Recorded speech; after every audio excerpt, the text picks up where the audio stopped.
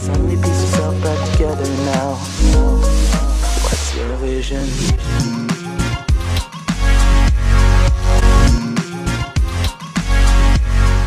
Bonjour à tous et merci de suivre cette vidéo, j'espère que vous allez bien.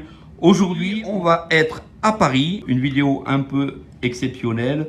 On est en compagnie de Monsieur Antonio Pereira, qui est une personne aveugle, qui est en poste chez Cesia. Donc, Antonio, lui, a un poste bien défini. On va laisser donc Antonio se présenter. Donc salut Antonio, comment tu vas? Salut Christophe, bah écoute, ça va bien, je te remercie. Alors qu'est-ce que je fais à Cesia? Je suis multitâche en fait, Je fais à la fois des formations en informatique, je peux former sur des logiciels comme Word, sur Outlook, je forme aussi sur des bloc-notes, comme sur EasyTime par exemple. Je forme aussi sur des dictaphones, et puis je fais aussi des formations dans le domaine de la téléphonie, que ce soit sur iPhone ou également, si besoin, sur le Smart Vision. D'accord. Et donc toi, tu t'occupes de tout ce qui est beaucoup le côté braille, imprimante braille, filme en gros là sous tes mains le sujet de la vidéo, le EasyTime Evolution, donc la nouvelle génération d'EasyTime. Mais tu ne fais pas donc que ça, tu fais tous les produits braille qu'on fait chez Cesia. Alors je fais les produits braille et vocaux. Donc effectivement, ça peut aller de l'imprimante braille au dictaphone, ça peut aussi aller au bloc-notes, etc.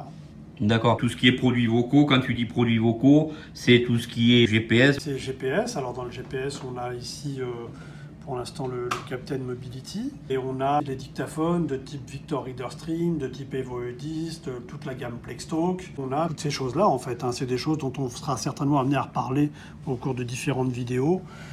C'est vrai que je fais à la fois ça, donc dictaphone, GPS, téléphonie, quoi. Oui, d'ailleurs, comme dit Antonio, on va faire plusieurs vidéos ensemble avec Antonio pour justement vous présenter du matériel pour les personnes mal et non-voyantes. On va faire plusieurs vidéos en collaboration. Donc surtout, n'hésitez pas à dire en commentaire ce que vous avez envie de voir avec Antonio et moi. Nous, on va se faire un plaisir de vous faire les vidéos, vous partager ces vidéos. On risque d'en faire de plus en plus, donc dites-moi en commentaire si vous désirez voir des produits un peu spéciaux, des produits un peu plus vocaux, des produits ici comme l'EasyTime Evolution ou d'autres plages braille, d'autres bloc-notes, puisque Antonio c'est un des spécialistes Cesia au niveau de ce matériel. Et idem sur la téléphonie, donc on va vraiment essayer de faire quelque chose en collaboration avec Antonio pour justement faire évoluer la chaîne, donner un peu plus de punch à la chaîne et montrer aussi que les personnes non-voyantes peuvent avoir un poste de travail. Aujourd'hui, vous voyez, Antonio, lui, il a un poste. Ça fait combien de temps d'ailleurs, Antonio, que tu es chez Cesia? Je suis chez Cesia depuis 2009, en fait. Donc, depuis 2009, beaucoup de personnes non-voyantes, malvoyantes sont en poste de travail. Et justement, le travail d'Antonio, c'est de leur adapter leur poste, de les former sur leur poste pour qu'ils puissent être complètement autonomes. Donc, surtout, n'hésitez pas à partager cette vidéo au plus grand nombre autour de vous. Ici, on va justement voir avec Antonio la nouvelle génération donc de ici que je vous filme en très gros de l'EasyTime Evolution 32 caractères. Alors, on va tout de suite demander à Antonio. Donc, alors Antonio, donc c'est un produit de chez Eurobraille. Et qu'est-ce que donc l'EasyTime Evolution? Alors l'EasyTime Evolution, effectivement, c'est une version supérieure au premier EasyTime en fait. C'est une version qui est remise entre guillemets au goût du jour. C'est-à-dire que l'EasyTime Evolution, dedans, vous allez trouver un Windows 10, d'accord? Alors, c'est un Windows 10 familial de base, mais vous pouvez tout à fait obtenir un Windows 10 Pro. C'est un produit intéressant, pourquoi? Parce que vous avez un environnement adapté, qui est l'Easy Suite, mais rien ne vous interdit ensuite de basculer sur l'environnement Windows 10, et vous pourrez à ce moment-là télécharger toutes les applications de Windows, parce que l'EasyTime Evolution comprend également NVDA, et comprend aussi JAWS en mode démonstration. Si vous avez un dongle et que vous le mettez, votre JAWS fonctionnera. Plusieurs possibilités donc de lecteur d'écran, JAWS, NVDA, possibilités. Alors j'ai entendu parler qu'il y a un logiciel en avant-garde qui est donc l'Easy Suite. Qu'est-ce que l'Easy Suite? Alors je sais que toi tu maîtrises pas trop comme moi le braille informatique et le braille musical. On ira faire une vidéo avec les gens d'Eurobraille et voir justement qu'ils nous expliquent correctement à ce sujet-là, mais qu'est-ce que tu sais un petit peu toi de l'Easy Suite là-dessus? Alors l'Easy Suite c'est vraiment intéressant parce que on va aller se balader un tout petit peu dedans comme ça. Vous avez entre autres l'application EasyNote. Alors EasyNote c'est quoi? C'est un bloc-notes qui va nous permettre de prendre des notes et après de les récupérer soit en Word, soit MBE, qui est un format de sauvegarde des notes en fait. Et du coup, on peut prendre des notes au kilomètre. Quand je dis au kilomètre, c'est important parce que ce qu'il faut savoir aussi, c'est que l'EasyTime en question, il a un disque dur de 120 Go. Hein. C'est de la SSD. Donc c'est un démarrage qui est quand même un peu plus rapide, on va être très clair, même beaucoup plus rapide. On peut avoir une option, un disque dur d'1 Tera en option, d'accord? Tout ça, c'est des choses qui peuvent se faire lorsque vous commandez l'EasyTime Evolution. Vous pouvez tout à fait dire non, moi je veux pas 120 Go, je veux un disque dur d'1 Tera. Donc là, je viens de lancer EasyNote. À partir de là, je peux tout à fait prendre des notes de façon optimale avec le clavier Perkins qui est sur l'EasyTime.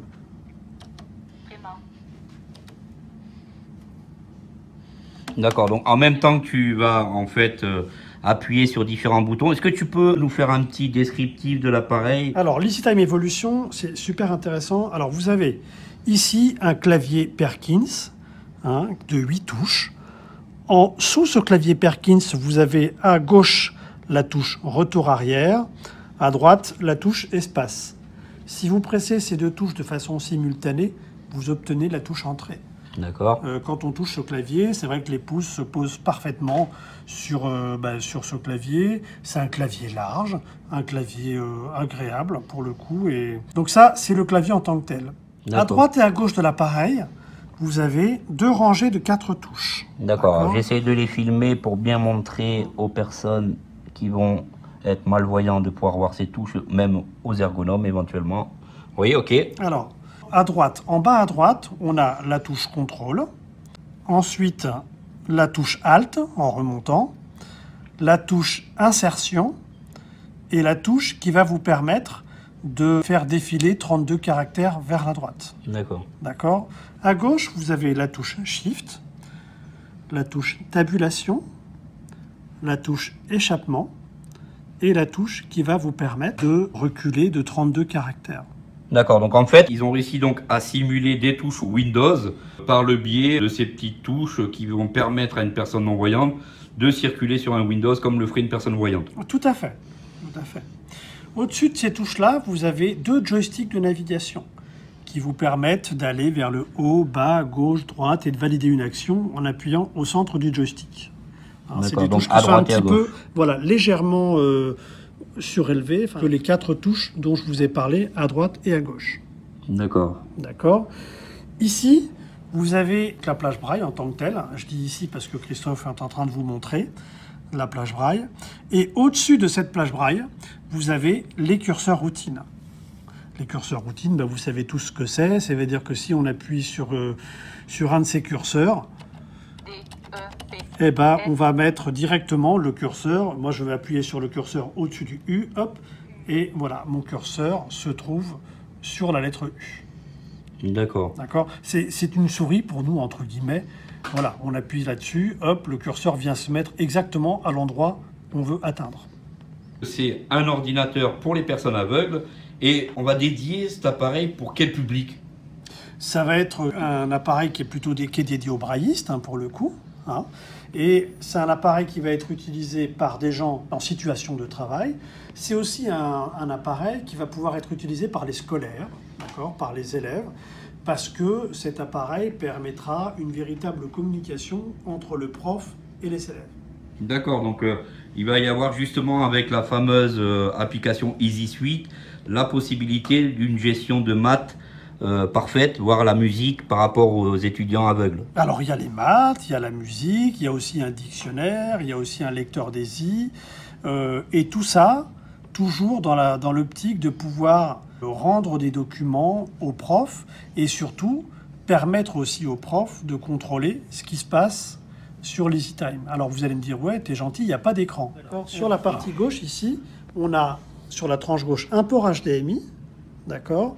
Et ça, du coup, le prof peut tout à fait connecter ça à un écran pour rendre compte de ce que fait l'élève, entre autres. Ensuite, sous ce port HDMI, on a le port Ethernet, parce que c'est un appareil qui est Wi-Fi, qui est Bluetooth et qui est Ethernet. D'accord. Et sous ce port Ethernet, il y a un port USB 3. D'accord.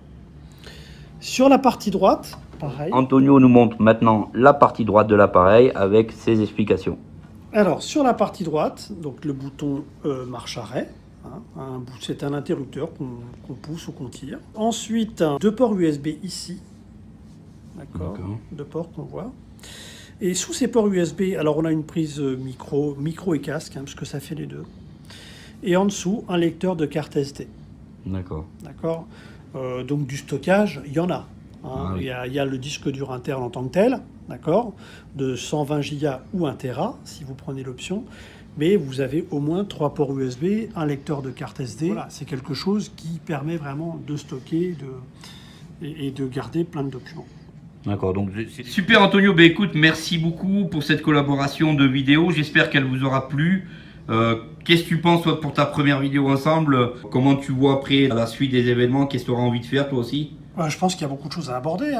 On a vu ce bloc-notes là. Nous, on a un autre bloc-notes aussi dont on pourra parler une prochaine fois, c'est le Brain Not Touch. Il y a effectivement toutes les vidéos sur les dictaphones. Et puis, quand il fera plus beau, pourquoi pas aller faire un tour en extérieur pour parler de GPS, de produits qui vont arriver, des choses comme ça. Super, et ben écoute, merci beaucoup. J'étais super content de faire la vidéo avec toi, c'est vraiment cool. En plus, on a énormément de produits à vous présenter, donc n'hésitez surtout pas à vous abonner à la chaîne pour continuer à nous suivre dans ces aventures du braille, de synthèse vocale, des téléphones qui parlent, etc. Vous allez vraiment, je pense, vous régaler. Et on vous dit donc à bientôt pour la prochaine vidéo. Salut Antonio. Salut Christophe et merci à tous. Merci, ciao.